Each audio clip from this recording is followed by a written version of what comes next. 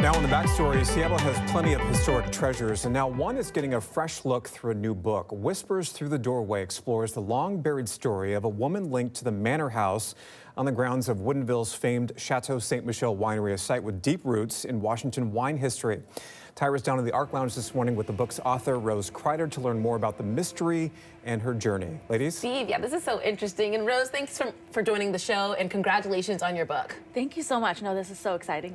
Oh, absolutely. Just happy to have you here. So first, just tell us what drew you to this story. I know you said you grew up going to Chateau Ste. Michelle, but in going there throughout, your upbringing here in Washington, how did you discover this particular story? Yeah, so I grew up going to the winery because my mom was in the wine business for as long as I can remember. And when I was 17, I had this rare opportunity to visit the Manor House, which not even employees get to do, so that was really fun.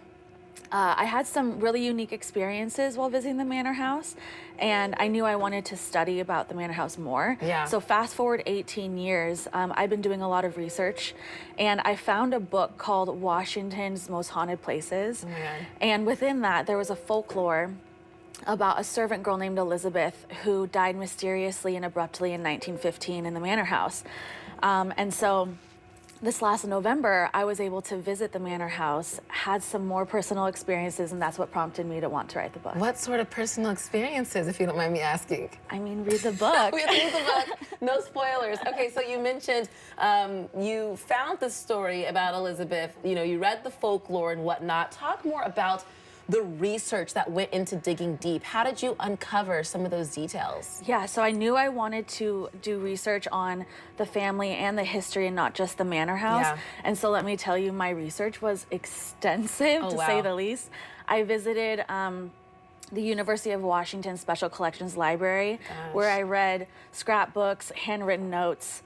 I also found descendants, which was crazy. I also found newspaper articles that were from the Seattle Times back when they were making the headline news. Oh my gosh. For great things. And I reached out to former employees and recent employees that had their own personal experiences at the Manor House. And I think the most compelling part of my book, aside from my personal experience, was that they had weddings back in the 1990s, and I actually was able to interview people that were married at the Manor House back when you can just roam around, and they all had their own personal experiences, like right where this tragedy happened. And so I have that all in my book. What fascinating research this is, and you did a lot of boots on the ground work. I mean, this is some real journalistic work. Anything that surprised you the most when it came to looking through those old scrapbooks or letters or chatting with employees or descendants? What was some of the most surprising things to you? Yeah, I think actually the most challenging thing overall and surprising was that there were so many records that were missing or just not documented, not well documented at least, maybe thrown away, or they're kept in someone's garage currently. So I had to essentially puzzle piece over a century's worth of history together to make this book. And you have to understand, no one has done a book like this before. There's only been a folklore written about Elizabeth online. There's never been even an online forum. So to attach Elizabeth, the Manor House, the history of the family all together, it's never been done.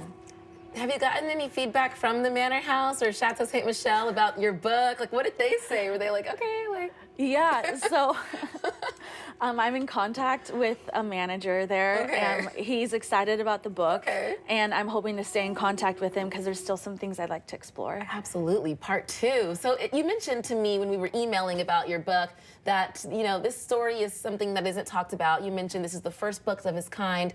You mentioned that there are things the community can do to help spread the word about this. What are some of those things we could all do? Yeah, so I'd love to see the community come together through fundraising events so we can uncover more about Elizabeth's story. Because currently, like I said, this is the first that really anybody's heard about it.